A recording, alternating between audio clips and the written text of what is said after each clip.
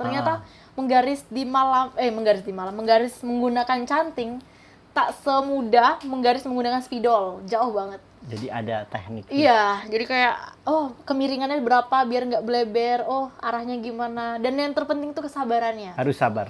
Sabar ekstra. Jadi telaten, tekun, telaten. Jadi ketika itu aku kayak dan harus rileks ya. Kayak merasa tertampar sendiri.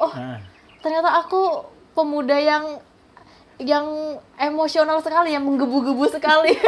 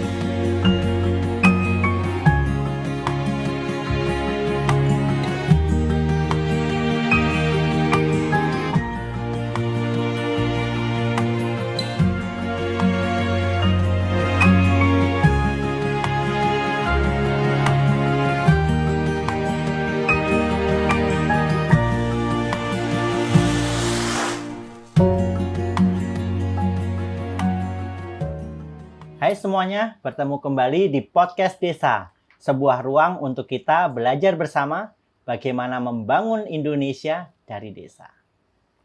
Sobat Desa, kebudayaan dan kesenian merupakan satu hal yang sangat penting dalam pembangunan di desa. Salah satu bentuk kesenian yang sudah turun-temurun dikenal oleh masyarakat Indonesia dan menjadi kebanggaan kita semuanya adalah batik. Di depan saya ada Kak Della Naradika, seorang pembatik yang luar biasa. Pagi ini kita akan ngobrol-ngobrol soal batik. Iya kan? Siap? Siap lah. Kita ngobrol santai aja. Ya. Pokoknya santai lah. Sebenarnya apa sih sebenarnya batik itu? Batik, waduh, oke. Langsung. Jadi batik itu sebenarnya bagian dari salah satu seni hias kain. Seni hias kain? Ya, benar sekali. Seni salah hias satu. kain. Salah satu. Berarti ada banyak? Ada banyak. Jadi kalau ada pohon, diagram pohon, yang teratas itu seni hias kain. Seni hias kain. Nanti di bawahnya ada cabang-cabang. Salah satunya batik, jumputan, ekoprint, dan lain-lain gitu. Banyak. Termasuk bordir. Iya, banyak. Gitu termasuk rajut. Nanti terus seni hias kain juga kan. Oke. Jadi kan ada banyak sekali kan seni hias kain. Kemudian batik itu salah satunya. Nah, jadi bisa disederhanakan, itu tuh batik adalah teknik hias kain menggunakan malam. Jadi kan kalau jemputan itu diikat-ikat seperti itu kan. Kalau di ekoprint memindahkan daun ke atas kain gitu kan, memindahkan getah daunnya gitu kan. Kalau batik itu teknik merintang kain dengan malam, kemudian dicelupkan pewarna kayak gitu. Oh, jadi batik adalah teknik atau proses dalam membuat karya itu ya? Iya, menghias kain itu. Soalnya yang banyak dipahami atau disalahpahami oleh masyarakat sekarang, batik adalah motif. Oh iya, sebenarnya kalau dibilang motif, semuanya kan juga punya motif kan? Iya. Jemputan juga ada motifnya. Jadi bisa dikatakan batik bukan motif, karena analoginya begini, misalkan kita tahu ada motif parang rusa. Iya. Nah, parang rusa itu dibordir. Apakah itu masih disebut batik?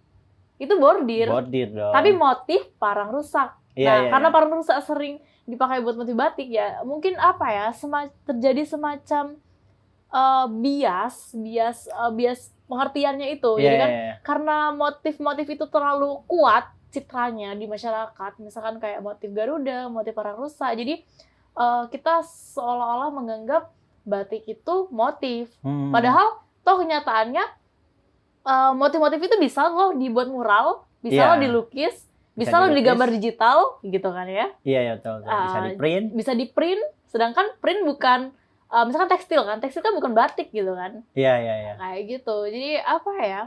Itu ada di tataran yang berbeda sebenarnya. Jadi yang teratas itu seni hias kain, nanti ada batik, ada jemputan, ada ekoprint dan sebagainya. Nanti masing-masing dari itu mempunyai sisi lain lagi, dan motif ada sisi lain lagi gitu. Jadi bagian yang terpisah gitu. Iya. Jadi batik adalah proses teknik ya. Teknik. Jadi sebenarnya yang sering dibilang orang, oh ini batik Jogja, ini batik mana, itu kan motif ya. Iya, itu motif. Setiap daerah punya motif masing-masing kan.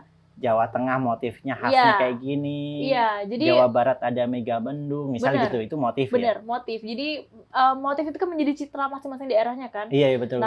Penerapannya di batik itu teknik kain batik kan, hasil akhirnya kan kain batik. Oke. Sedangkan membatik itu tekniknya gitu kan. Dan itu yang diakuin UNESCO. UNESCO tidak mengakui batik itu sebagai motif kan, sebagai produk, sebagai kekayaan intelektual kan. Batik bukan produk. Batik bukan produk gitu kan yang diakui. Jadi memang tapi adalah proses. Iya, kekayaan intelektual yang apa ya? Keren karena menemukan teknik menghias kain dengan cara pemberian malam, kemudian dicelupkan dengan pewarna itu. Gitu. Ini deh, sejak kapan dirimu mengenal batik dan mulai mencintai kegiatan itu? Jadi semua itu bermula semester 2 kalau nggak salah. Jadi semester 2 saya kuliah seni rupa. Di UNY. Ya. Karena saya pendidikan, jadi kan saya dapat mata kuliah, dapat semua bidang seni kan, termasuk kriya dan batik ini kan. Kemudian ketika dapat mata kuliah batik, terus terang itu hal yang baru untuk saya. Karena dirimu dari Palembang. Iya, saya dari Sumatera Selatan, tepatnya Lubuk Linggau. Iya, Lubuk Linggau. Kalau di sana lebih apa? Tenun apa sih? Iya, songket ya. di sana itu. Jadi ketika datang ke sini melihat batik itu sesuatu yang baru. Wow. Iya, yang wow gitu kan. Ketika itu sebenarnya saya merasa ketika dosen menjelaskan tentang batik, kemudian memperkenalkan canting. Ini canting. Ini teman-teman apa? Iya, ini alat-alat. Ini yang, alat membatik. Yang dipakai Kak Dela dalam membatik. Iya. Ini canting. Kemudian seperti ini malam. Ini dibakar ya malamnya ya? Iya, nanti kompornya dinyalakan, kemudian malamnya akan meleleh. Kemudian setelah meleleh kita ambil cairannya menggunakan ini. Barulah ditulis. Makanya ini batik tulis. Iya, makanya disebut batik tulis. Jadi ada juga alat lain berupa cap. Yang besi itu batik cap. Ada juga cap lain bisa dari kertas. Kertas itu batik cap juga, cap kertas. Sama ada batik print. Ya, batik print itu malamnya di print. Jadi ada alat untuk mengeprint malam. Jadi nanti malam yang di print. Iya, malam yang di print. Kemudian pembatik itu tinggal mewarnai. Jadi inti dari batik adalah penggunaan ini. Penggunaan malam untuk merintang kain. Iya. Ini yang mungkin ini khasnya Indonesia ya, yang teknik ini yang nggak dipakai oleh negara-negara, oleh masyarakat dari negara lain mungkin ya. Iya, sebenarnya hal ini sih menjadi perdebatan awalnya. Karena memang pada abad ke-4 sebelum Masehi itu ditemukan di Mesir itu makam-makam di Mesir itu menggunakan kain putih yang terbungkus dan di kain itu ada malam untuk membuat motifnya. Nah, tapi hanya sebatas itu. Karena mungkin dan di Tiongkok juga ada teknik-teknik yang serupa, tapi mungkin dari kenapa akhirnya UNESCO memutuskan ini menjadi Indonesia, dugaan saya ya, karena memang ini tuh sudah temurun dan sudah lebih rapi. Dan sampai sekarang terus dijaga kan? Terus dijaga. Kemudian secara teknisnya tuh dari awal sampai akhir tuh jelas. Setelah dimotif, diberi malam, kemudian dicelup warna. Mungkin di negara-negara lain hanya diberi malam kan itu belum selesai rasanya. Iya. Kalau setelah diberi malam diapakan lagi gitu kan? Jadi batik itu ada pengetahuannya, ada literasinya. Ada literasi, gitu. ada intelektual di dalamnya. Sampai proses akhir pelorotan. Pelorotan itu proses menghilangkan malam dengan cara direbus. Nah, itu yang menjadi Indonesia nih, seperti itu. Karena serangkaian itu gitu kan. Nah, itu dirimu dapat waktu kuliah. Semester 2. Semester 2. Jadi ketika itu, wow, rasanya luar biasa sekali. Saya memegang canting pertama kali itu, keren sekali Karena rasanya tuh. sebelumnya kan dirimu hanya menggambar-gambar ya? Iya, sebelumnya saya hanya menggambar, buat ilustrasi, Drawing melukis, ya? iya seperti itu. Kemudian, Kalau drawing sejak kecil. oh iya, ya. Kemudian sebenarnya awalnya saya merasa minder sama teman-teman, karena sebagian besar teman-teman saya berasal dari Jawa. Iya. Kemudian sebagian besar lagi mereka sudah dari SMK yang khusus di bidang batik. Bisa dikatakan mereka sudah expert, bisa jungkir balik sambil ngebatik. Iya. Gitu kan. Itu kamu minder? Minder. Awalnya. Saya pertama kali baru memegang alat ini gitu kan. Jadi untuk menyetarakan kemampuan dengan mereka itu saya rasa kayak, aduh aku harus bekerja keras sekali nih gitu kan. Tapi rasa ketertarikanmu mengalahkan keminderanmu itu ya? Rasa ketertarikan itu ternyata mengalahkan ketakutan itu. Jadi bisa dikatakan dalam hal ini saya lebih diuntungkan gitu kan. Karena teman-teman ketika dosen menjelaskan tentang batik, mereka tidak excited lagi gitu karena kan. mungkin dari kecil udah mereka tahu, udah dekat dengan batik, udah terbiasa menggunakan canting. Jadi ya biasa aja. Biasa aja. Jadi mereka udah tahu. Beda feel-nya dengan yang kamu rasain. Iya, feel-nya beda. Jadi ketika di aku mungkin kayak wow, benar-benar menggebu-gebu, bahkan aku menghabiskan beberapa pekan sengaja untuk di studio batik di kampus sendirian. Gitu. Di UNI ada studio batik ada khusus. Studio batik ya. Jadi ruang batik itu ketika aku lihat ini kosong nih, nggak ada jadwal kuliah, aku masuk, aku ngebatik sendirian di sana. Jadi dosen itu hanya memberikan tugas 2, 1 baju dan 1 kain gitu. Tapi aku membuat 7. Saking 7 tapi dengan segala kegagalannya ya. Berbeda dengan teman-teman. Teman-teman membuat 1 dan oke gitu kan. Saya jadi bisa dikatakan ini gagal, bikin lagi dan nikmatnya tuh begitu terasa gitu. Iya. Dan dari situlah udah kayak wow, ini kayaknya aku menyatu dengan ini nih kayak gitu. Menyatu dengan passionmu ini. Passionku ini nih. Batik gini. Iya. Secinta itu gitu kan. Oke, jadi di situ awal dirimu mengenal dan tertarik dengan batik. Iya. Terus setelah itu kan dirimu lulus kuliah nih. Iya. Dan sekarang dirimu lanjut menggeluti batik ini sebagai profesi. Iya. Itu gimana? Ada panjang sekali ceritanya. Jadi sebenarnya kita masih punya banyak waktu. Oke. Jadi sebenarnya semester kan aku dapat batik itu 2 semester ya. Tapi di semester kelima masa perkuliahan itu jadi sebelum lulus dirimu udah mulai serius menjadikan batik ini sebagai profesi. Iya. Jadi awalnya belum profesi, awalnya sebatas pengembangan kreativitas ya. Dan kamu jual. Dan akhirnya aku jual. Iya. Akhirnya aku jual gitu. Jadi awalnya aku buat masih mencari. Jadi selama proses itu bisa dikatakan semacam masa pencarian. Motif apa ya yang aku suka gitu kan? Karena memang batik kan ada dua jenis. Batik 2 jenis. Satu tradisional, satu kontemporer. Motifnya. Sorry, bukan batik, motifnya.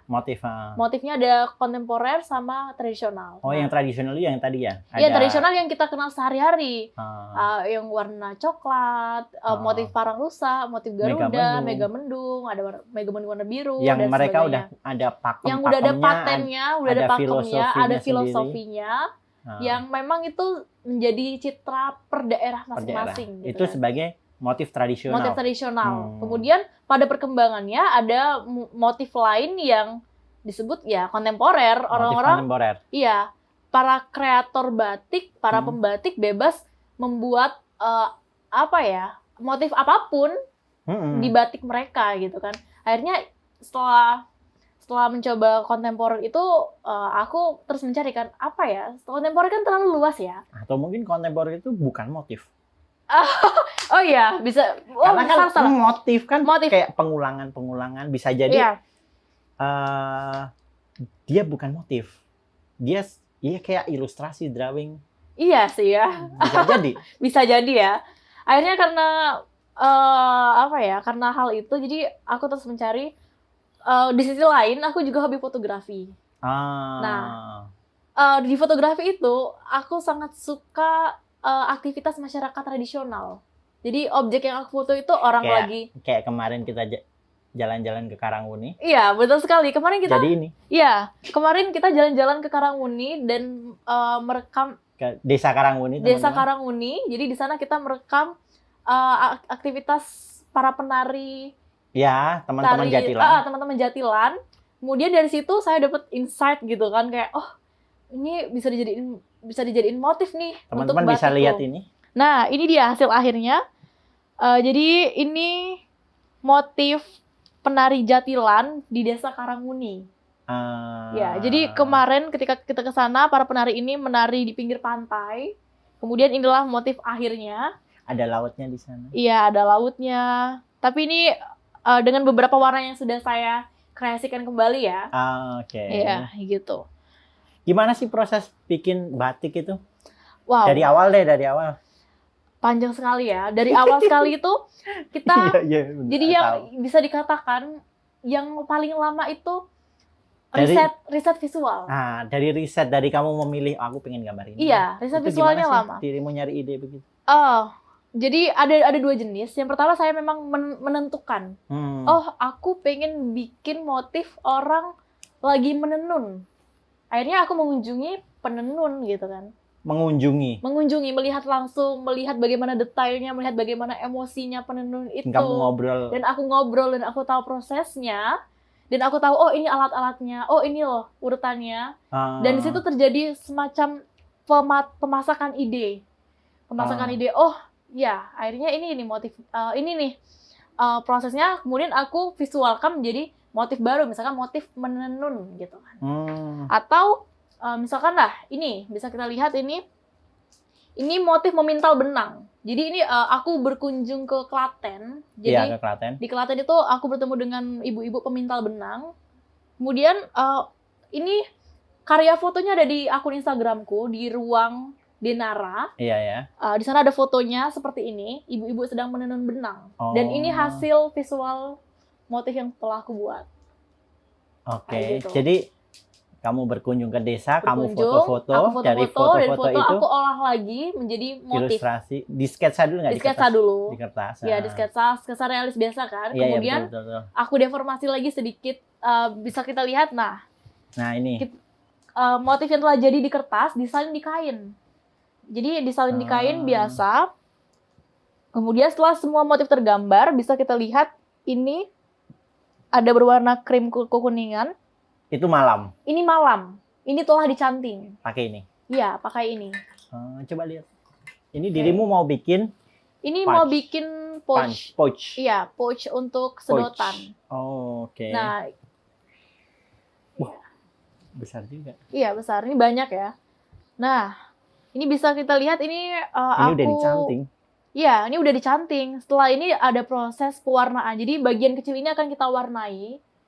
Sebenarnya ada dua jenis, ada 3 jenis pewarnaan. Yang pertama dicelup, jadi kainnya langsung dicelup pewarna. Oke. Nanti ditutup malam lagi, dicelup pewarna lagi, tutup malam lagi, berkali-kali. Berkali-kali. Ya, itu dicelup. Ada juga yang bagian kecilnya itu dicolet. Jadi celup itu tergantung warna. Mau ada ya, berapa warna tergantung gitu berapa warna gitu kan. Kalau colet juga, biasanya bagian kecilnya akan saya colet, kemudian akan saya tutup malam, kemudian akan saya celup lagi bagian yang agak besar. Oke. Setelah ditutup bagian agak besar, akan ditutup malam lagi, dilorot lagi berkali-kali, kemudian dicelup lagi, diberi ornamen lagi, sampai akhirnya pewarnaan tahap akhir. Nah, yang kita lihat ini sudah melalui sekitar, coba tarik sini, 70%. Ini belum selesai? Ini belum selesai. Jadi warna akhirnya nanti tidak akan seperti ini. Sini aja ya. Situ aja.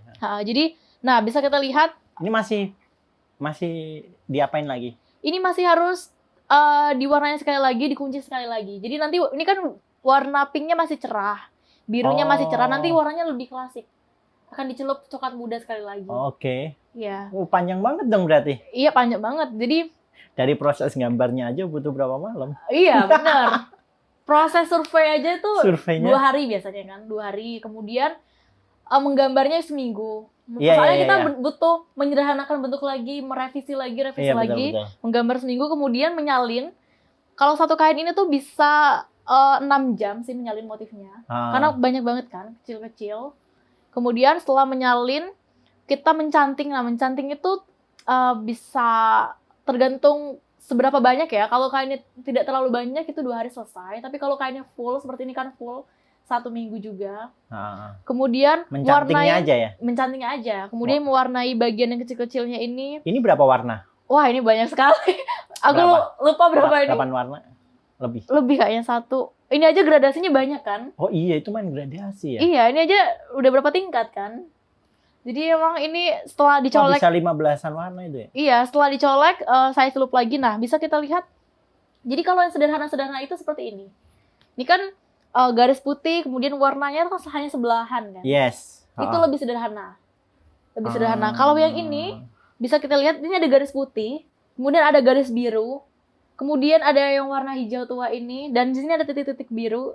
Itu prosesnya lebih lama. Jadi ditutup, dicelup lagi, tutup malam lagi, celup lagi berkali-kali. Kalau misal dirimu ada yang salah gitu, bisa dihapus nggak sih? Nggak bisa dihapus. Jadi memang butuh keahlian untuk, nggak ada yang salah. Iya, jadi sebenarnya lebih tepatnya dikreasikan kembali. Misalnya ada kesalahan.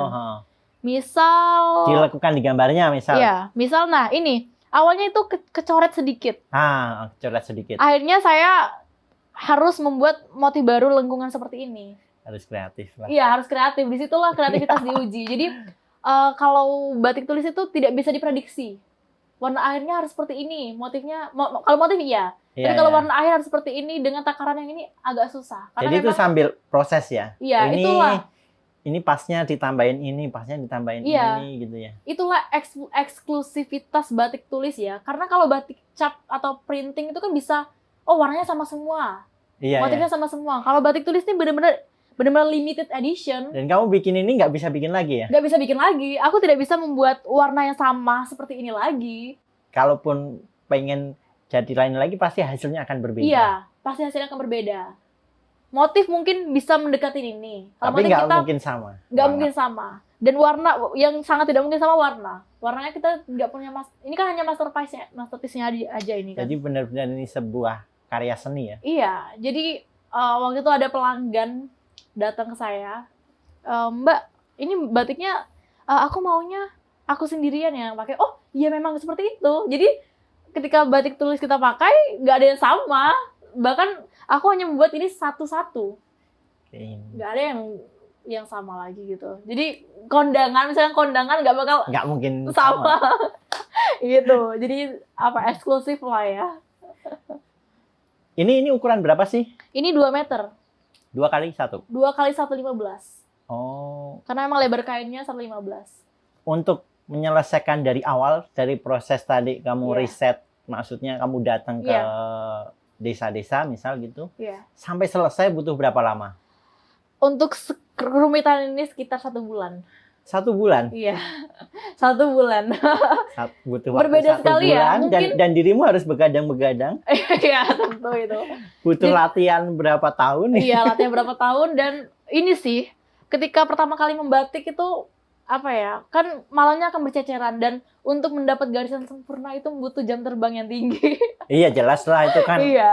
Skill drawingnya harus kuat lah. Iya, berbeda sekali mungkin ketika kita lihat yang printing ya. Printing, di print, celup warna selesai. Bahkan yang ada yang berkembang kekinian itu tekstil yang menggunakan motif batik. Jadi itu bahkan kainnya nggak pakai malam sama sekali. Iya, nah itu yang sering dianggap. Yang sering dianggap batik, padahal tekstil. Tekstil. Ya, tekstil itu yang mengadopsi motif gitu. Berapa jualnya? Jualnya? Sekitar range-nya mulai dari 2 sampai 4. 2 juta sampai 4 juta? 2 juta sampai 4 juta, tergantung kerumitan. Murah? Iya. Maksudnya dengan segala proses kerumitannya, butuh waktu sebulan, harus tetap begadang-begadang. Iya, begitulah. 2 juta? Iya. Oke lah, murah lah. Luar biasa. Selain jual kain begini kan dirimu diaplikasikan dalam beragam jenis juga kan? Ada masker. Iya. Ada apa aja sih? Ada shawl, ada tote bag. Ini shawl, tote bag. Ada juga yang kekinian kita mengembangkan tas Hermes kayak ibu-ibu pejabat, kondangan gitu. itu kita kombinasi sama kulit. Jadi di depannya batik, bahan lainnya kulit asli. Ada juga kita lagi mengembangkan batik kayu. Itu di nampan. Batik kayu? Iya, jadi ngebatiknya di kayu. Tetap pakai malam? Tetap pakai malam, sama. Oke. Jadi dimalamin dulu, dicanting, dicelupin warna, dicolet ya. Sama, diloret juga, sama prosesnya. Oh. Batik kayu. Kalau ini shawl? Ya, itu shawl. Cocok nggak? Cocok. Aku juga sering pakai shawl, cuman tenun. Iya, kalau untuk ini aku buatnya ada 2 jenis warna. Warna pop, ini warna pop. Kemudian kalau ini nanti jadinya klasik karena nanti akan jadi nuansa warna tanah ini. Kalau ini kan warna permen ya. Biasanya anak-anak muda yang mau warna kayak ini. Jadi mulainya akhirnya aku membuat warna ini juga sebenarnya melihat kondisi perbatikan hari ini ya. Jadi temanku itu pernah bilang, Del, aku tuh pengen pakai batik, tapi kok warnanya jangan yang tua-tua ya. Coklat, itu kan warna-warna formal. Iya. Aku pengen batik itu melekat dengan aktivitasku sehari-hari. Bisa nggak sih kamu membuat itu menjadi lebih humble, lebih populer gitu kan? Terus, oh iya ya, di sana muncul peluang baru kan. Kemudian, oh ya, ini bisa aku kreasiin lagi. Akhirnya muncullah warna-warna ini yang bisa dipakai anak-anak muda yang lebih fresh, lebih dekat dengan aktivitas sehari-hari, nongkrong dan jalan-jalan hunting pun biasa pakai kayak gini. Iya, betul. Gitu. Jadi nggak lagi untuk acara-acara formal gitu kan. Jadi kita ada 2 jenis, satu yang klasik untuk warna-warna tanah untuk acara formal, kemudian warna-warna populer untuk aktivitas sehari-hari. Oh, gitu. Dan bentuk dan warna ini kan jadi kayak ya ini karaktermu. Iya. Jadi ciri khasmu, ciri khas Cantingan Nenek. Iya, Cantingan Nenek. Brandnya Cantingan Nenek. Iya. Kenapa Cantingan Nenek? Oke. Kenapa Cantingan Nenek? Jadi mulanya itu ketika aku pertama kali megang canting ya, dan mencoba untuk menggoreskan malam di kain. Itu semua cairan malam yang ada di dalam ini mengalir deras dan merusak kain yang ada. Bleber lah gitu, berbercak-bercak gitu. Jadi awalnya itu aku buat gambar kepiting, terus nggak jadi kepiting. Jadinya bercak-bercak malam gitu. Ternyata aku coba lagi, rusak lagi, aku coba lagi berkali-kali. Bahkan aku menyediakan satu kain polos untuk khusus nyobain goresin. Ternyata menggaris menggunakan canting tak semudah menggaris menggunakan spidol, jauh banget. Jadi ada teknik. Iya, jadi kayak kemiringannya berapa biar nggak bleber, arahnya gimana, dan yang terpenting tuh kesabarannya. Harus sabar ekstra. Jadi tekun, telaten. Jadi ketika itu aku kayak dan harus rileks ya. Kayak merasa tertampar sendiri. Ternyata aku pemuda yang emosional sekali, yang menggebu-gebu sekali. Berarti butuh kestabilan emosi. Iya, butuh kestabilan emosi. Jadi ketika mencanting itu, aku mencoba merefleksi diri. Aku melihat lingkungan sekitar. Kenapa ya sebagian besar itu pembatik nenek-nenek. Kemudian setelah aku renungkan, ini ya, ternyata ketelitian, ketekunan, kesabaran, kestabilan emosi. Sifat-sifat itu tuh dimiliki oleh nenek-nenek sebagian besar. Cobalah kita lihat hari ini siapa sih pembatik muda yang menghasilkan karya-karya batik gitu kan. Ya ada, tapi bisa dihitung dengan jari jumlahnya, tidak sebanding dengan ribuan pembatik nenek gitu kan. Karena memang apa ya Mas? Iya, butuh kedewasaan. Iya. Emosi itu kestabilan emosi. Jadi dari situ aku mencoba untuk merefleksi diri. Sepertinya ada yang salah nih. Kayaknya aku harus lebih tenang, lebih stabil. Dan aku ketika membatik, mencanting ya lebih tepatnya mencanting, aku memposisikan diriku sebagai nenek-nenek. Sebagai nenek-nenek ya. Jadi nenek-nenek tuh yang sabar, menggores dengan pelan-pelan, hati-hati, jangan tergesa-gesa, jangan ambisius, jangan emosi gitu kan. Pelan-pelan, titik demi titik. Setiap lekukan dinikmati, dirasai gitu kan. Benar sekali. Jadi mungkin dulu Della yang sebelumnya yang mencanting pertama kali itu begitu. Pengen garis dengan emosional, pengen perfect, pengen sempurna, pengen cepet gitu kan. Tapi ternyata enggak. nggak kayak gitu Del caranya gitu. Aku kayak ngobrol dengan diri sendiri gitu kan. Ya gitulah akhirnya aku putuskan, oh ya ternyata nenek-nenek itu sekeren itu ya gitu kan, seluar biasa itu ketika mencanting. Kayaknya cantingan terkeren tuh cantingan nenek gitu kan. Ya udahlah akhirnya aku putuskan oke, cantingan nenek udah ini mereknya gitu kan. Gitu oke, paham kenapa namanya cantingan nenek. Iya, itu gambarnya kan nenek-nenek sedang mencanting kan. Jadi nanti kalau dirimu pas batik aku panggil Mbah. Iya, masa teman-temanku manggil aku nenek Delo. Mbah Dela. Ya begitulah Mas. Luar biasa lah. Terus batik ini kan terus berkembang ya. Iya. Bagaimana pandangan seorang Dela soal perkembangan batik di Indonesia sekarang? Gimana ya? Jadi ini sebenarnya kalau aku pribadi ya, aku lebih menyoroti bagaimana sih nasib batik di masa depan. Karena yang aku sering lihat para pembatik lah ya, atau ya pegiat batik itu sebagian besar tuh orang tua. Iya. Orang tua, nenek-nenek, ada juga pengusaha-pengusaha sukses yang anak muda, tapi sederhananya bisa dikatakan bahwa mereka hanya sebagai penjual. Sebagai pembranding. Bukan seniman batik. Jadi mereka tidak mengenal batik, bagaimana prosesnya yang panjang, bagaimana membuat pola, mencanting, mewarnai, melorot. Mereka pedagang batik. Ya lebih tepatnya pedagang batik. Aku memikirkan, gimana ya nasib batik di masa depan. Oke, hari ini masih banyak pembatik. Besok-besok kan dunia terus berkembang ya. Iya. Apakah nenek-nenek di masa depan mau menjadi pembatik seperti nenek-nenek hari ini gitu kan ya? Bukan mau atau enggak, di masa depan nenek-nenek itu masih hidup atau enggak? Ya otomatis kan nenek-nenek yang sekarang sudah sudah regenerasi dong. Ya regenerasi kan, maksudku yang muda sekarang kan bukan menjadi nenek-nenek. Nah apakah mereka mau membatik dan apakah mereka tahu cara membatik itu maksudku? Iya, nenek-nenek di masa depan yang hari ini muda besok menjadi nenek-nenek, mau nggak sih gitu kan? Itu yang aku pikirkan, nasib batik gimana? Jadi menurutku penting sekali. Kasusnya hampir sama kayak petani.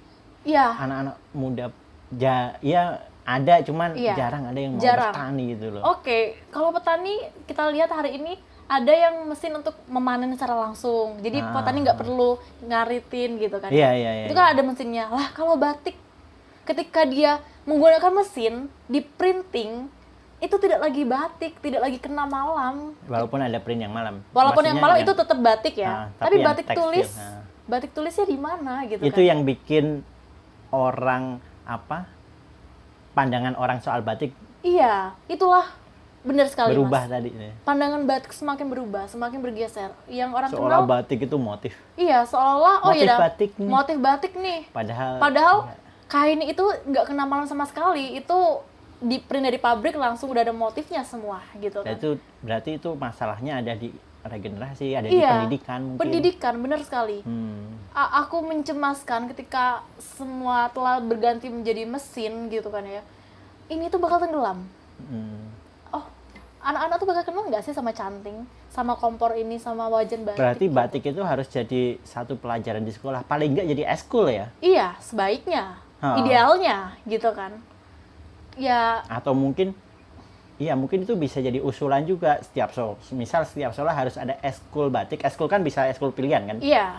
Kemudian mungkin setiap tahun ada festival atau lomba buat batik. Anak-anak di sekolah itu batik. Iya, benar sekali. Itu jadi aku juga sudah berencana ke depannya mungkin kan kalau sejauh ini aku sudah membuka, selain cantengan nenek, sudah membuka workshop batik itu nyanting bareng nenek. Tapi itu kan segmennya orang-orang tua.